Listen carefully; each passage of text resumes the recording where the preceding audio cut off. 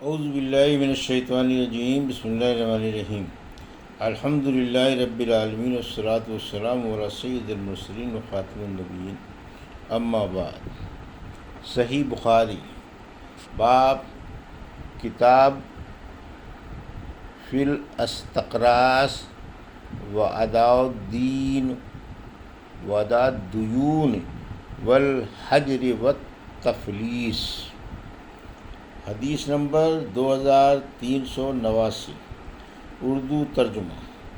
ہم سے احمد بن شعیب بن سعید نے بیان کیا، کہا کہ ہم سے ہمارے والد نے بیان کیا، ان سے یونس نے کہ ابن شہاب نے بیان کیا، ان سے عبید اللہ بن عبداللہ بن عتبہ نے بیان کیا، اور ان سے ابو ہریرہ رضی اللہ عنہ نے بیان کیا کہ رسول اللہ صلی اللہ علیہ وسلم نے فرمایا، اگر میرے پاس احد پہاڑ کے برابر بھی سونا ہو تب بھی مجھے یہ پسند نہیں کہ 3 دن گزر جائیں اور اس سونے کا کوئی بھی حصہ میرے پاس رہ جائے، سوائے اس کے جو میں کسی قرض کے دینے کے لیے رکھ چھوڑوں۔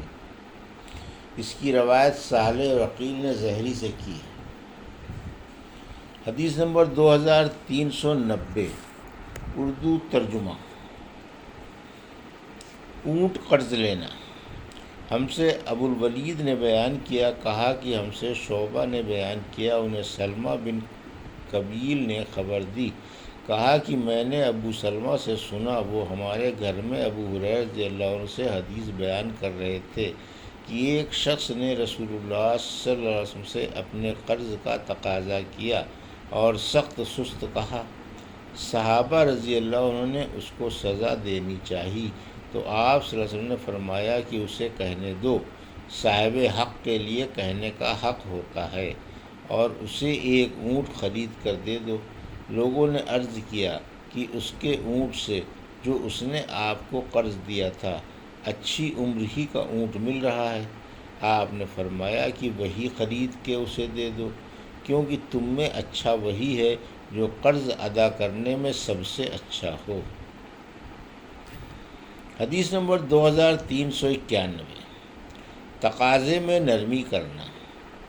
ہم سے مسلم نے بیان کیا، کہا کہ ہم سے شعبہ نے بیان کیا، ان سے عبد الملک نے، ان سے ربیع بن حراش نے، اور ان سے حذیفہ نے بیان کیا کہ میں نے نبی کریم صلی اللہ علیہ وسلم سے سنا، آپ صلی اللہ علیہ وسلم نے فرمایا کہ ایک شخص کا انتقال ہوا، قبر میں اس سے سوال ہوا، تمہارے پاس کوئی نیکی ہے؟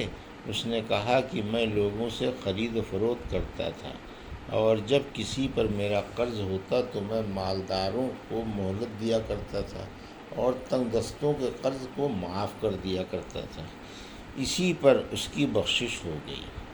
ابو مسعود رضی اللہ عنہ نے بیان کیا کہ میں نے یہی نبی کریم صلی اللہ علیہ وسلم سے سنا ہے۔ حدیث نمبر 2392، اردو ترجمہ۔ کیا بدلے میں قرض والے اونٹ سے زیادہ عمر والا اونٹ دیا جا سکتا ہے؟ ہم سے مسدد نے بیان کیا، ان سے یحییٰ قطان نے، ان سے سفیان ثوری نے کہ مجھ سے سلمہ بن قبیل نے کہا، میں نے بیان کیا، ان سے ابو سلمہ نے اور ان سے ابو ہریرہ رضی اللہ عنہ نے کہ ایک شخص نبی کریم صلی اللہ علیہ وسلم سے اپنا قرض کا اونٹ مانگنے آیا، تو آپ صلی اللہ علیہ وسلم نے صحابہ سے فرمایا کہ اسے اس کا اونٹ دے دو۔ صحابہ نے عرض کیا کہ قرض خواہ کے اونٹ سے اچھی عمر کا ہی اونٹ مل رہا ہے۔ اس پر اس شخص نے، قرض خواہ نے کہا، مجھے تم نے میرا پورا حق دیا، تمہیں اللہ تمہارا حق پورا دے۔ رسول اللہ صلی اللہ علیہ وسلم نے فرمایا کہ اسے وہی اونٹ دے دو، کیونکہ بہترین شخص وہ ہے جو سب سے زیادہ بہتر طریقے پر اپنا قرض ادا کرتا ہو۔ حدیث نمبر 2393، اردو ترجمہ۔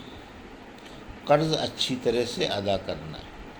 ہم سے ابو نعیم نے بیان کیا، ان سے سفیان بن عینیہ نے بیان کیا، ان سے ابو سلمہ نے اور ان سے ابو ہریرہ رضی اللہ عنہ نے بیان کیا کہ نبی کریم صلی اللہ علیہ وسلم پر ایک شخص کا ایک خاص عمر کا اونٹ قرض تھا۔ وہ شخص آپ صلی اللہ علیہ وسلم سے تقاضا کرنے آیا، تو آپ صلی اللہ علیہ وسلم نے فرمایا کہ اسے اونٹ دے دو۔ صحابہ نے تلاش کیا لیکن ایسا ہی اونٹ مل رہا، مل سکا جو قرض خواہ کے اونٹ سے اچھی عمر کا تھا۔ آپ صلی اللہ علیہ وسلم نے فرمایا کہ وہی دے دو۔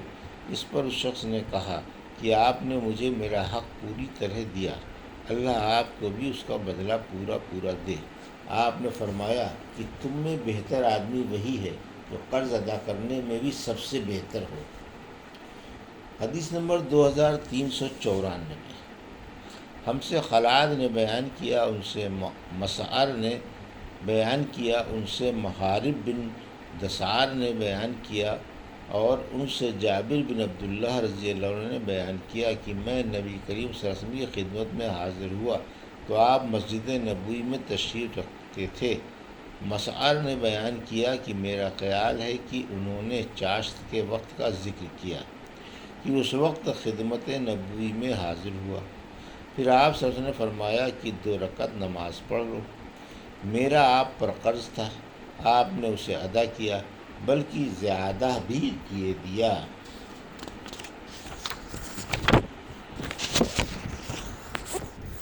حدیث نمبر 2395۔ اگر مقروض قرض خواہ کے حق سے کم ادا کرے جب کہ قرض خواہ اسی پر راضی بھی ہو، یا قرض خواہ اسے معاف کر دے تو جائز ہے۔ ہم سے عبدان نے بیان کیا، کہا کہ ہم کو عبداللہ بن مبارک نے خبر دی، انہیں یونس نے خبر دی، انہیں زہری نے بیان کیا، ان سے کعب بن مالک نے بیان کیا، اور انہیں جابر بن عبداللہ نے خبر دی کہ ان کے والد عبداللہ احد کے دن شہید کر دیے گئے تھے۔ ان پر قرض چلا آ رہا تھا۔ قرض خواہوں نے اپنے حق کے مطالبے میں سختی اختیار کی تو میں نبی کریم صلی اللہ علیہ وسلم کی خدمت میں حاضر ہوا۔ آپ نے ان سے دریافت فرمایا کہ وہ میرے باغ سے کھجور لے لیں اور میرے والد کو معاف کر دیں، لیکن قرض خواہوں نے اس سے انکار کیا تو نبی کریم صلی اللہ علیہ وسلم نے انہیں میرے باغ کا میوہ نہیں دیا اور فرمایا کہ ہم صبح کو تمہارے باغ میں آئیں گے۔ چنانچہ جب صبح ہوئی تو آپ ہمارے باغ میں تشریف لائے۔ آپ درختوں میں پھرتے رہے اور اس کے میوے میں برکت کی دعا فرماتے رہے۔ پھر میں نے کھجور توڑی اور ان کا تمام قرض ادا کرنے کے بعد بھی کھجور باقی بچ گئی۔ یہ تھی صحیح بخاری، باب کتاب فی الاستقراض ودعوء الدیون والحجر والتفلیس کی حدیث نمبر 2389 سے 2395 کا اردو ترجمہ جو ابھی آپ نے سماعت فرمایا۔